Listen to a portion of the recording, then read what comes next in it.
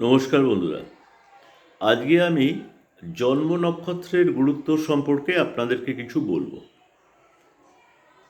আপনাদের যে হরোস্কোপটা আছে তার মধ্যে যেখানে দেখবেন যে রাশি লগ্ন এগুলো লেখা আছে, তার মধ্যে আপনাদের জন্ম নক্ষত্র লেখা আছে। তো এই যে জন্ম নক্ষত্র, 27টা নক্ষত্র, এই 27টা নক্ষত্র দিয়ে কিন্তু 12টা রাশি তৈরি।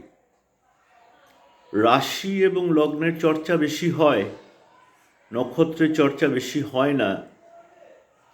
কিন্তু এই নক্ষত্রগুলো পিছনে থেকে প্রত্যেকটা রাশির লোকেদেরকে পরিচালিত করে।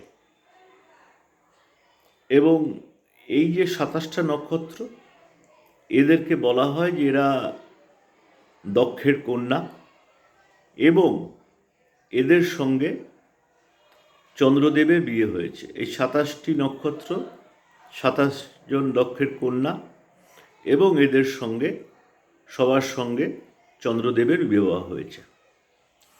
তো যার ফলে চন্দ্রদেব যেদিনকার যে নক্ষত্রে থাকে সেদিনকার সেই নক্ষত্রের দিন, এবং চন্দ্রদেব আপনার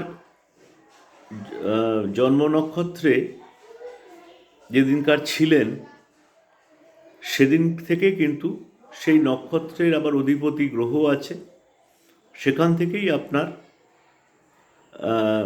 বার্থ চার্টে কোন দশাতে আপনি জন্ম নিলেন সেটা নির্ভর করবে। এবার এই 27টি নক্ষত্রের প্রত্যেকটির একজন করে দেবতা আছে, এবং এই দেবতা হচ্ছে অত্যন্ত প্রাচীন দেবতা। যেমন ধরুন জ্যেষ্ঠা নক্ষত্র, জ্যেষ্ঠা নক্ষত্রের দেবতা হলেন ইন্দ্রদেব।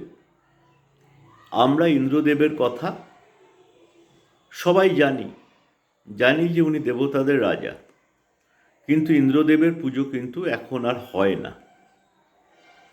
তো এই যে প্রাচীন যে দেবদেবীগুলো এই 27টা নক্ষত্রের অধিপতি, কেউ না কেউ অধিপতি, এই এই দেবতাদের কথা কিন্তু ঋগ্বেদে বলা আছে।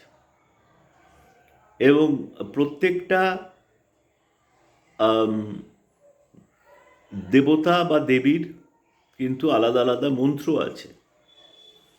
আপনারা যদি নিজেদের জন্ম নক্ষত্রের দেবতা বা দেবী এদের মন্ত্র জেনে নিয়ে রেগুলার জপ করেন, তাহলে দেখবেন যে আপনাদের কিন্তু জীবনে অনেক সমস্যা কেটে যাবে, এবং এই দেবতা বা দেবী খুশি হলে পরে কিন্তু অপার ধন সম্পত্তি দান করেন। এবং এই জন্ম নক্ষত্রের গুরুত্ব কিন্তু প্রচণ্ড। শুধু রাশি লগ্ন দেখলে হবে না, আপনি কোন জন্ম নক্ষত্রে আছেন, এবং প্রত্যেকটা নক্ষত্রের 4টি করে পাদ। তো আপনারা জেনে নিতে পারেন যে কোন পাদে আপনার জন্ম, এবং সেই পাদের যে আদ্যাক্ষরটি আছে সেটি আপনার জীবনে বেশি ইউজ করার চেষ্টা করবেন। যেমন ধরুন কারুর পূর্ব ফাল্গুনী নক্ষত্রে জন্ম, তো পূর্ব ফাল্গুনীর যে 4টে আদ্যাক্ষর সেটা হচ্ছে মোমা টিটু। এবার আপনি জেনে নেবেন যে আপনার কোন নক্ষত্রে জন্ম, কোন পাদে জন্ম, এবং সেই পাদ অনুযায়ী যে আদ্যাক্ষরটি আসবে সেই আদ্যাক্ষরটি আপনি জীবনে বেশি ইউজ করার চেষ্টা করবেন। বিভিন্ন নামে, সেটা নিজের নামে হোক, আপনার যদি ব্যবসা থাকে তার নামে হোক, ইউজ করার চেষ্টা করবেন। এটাও কিন্তু অপার ধন সম্পত্তি এনে দেয়। তো কাজেই এই নক্ষত্রের গুরুত্বটা বিবেচনা করুন এবং নিজের জীবন থেকে প্রবলেম সরান।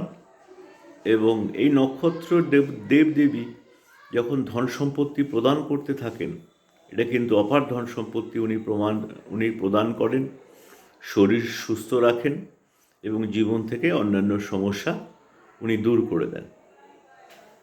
নমস্কার।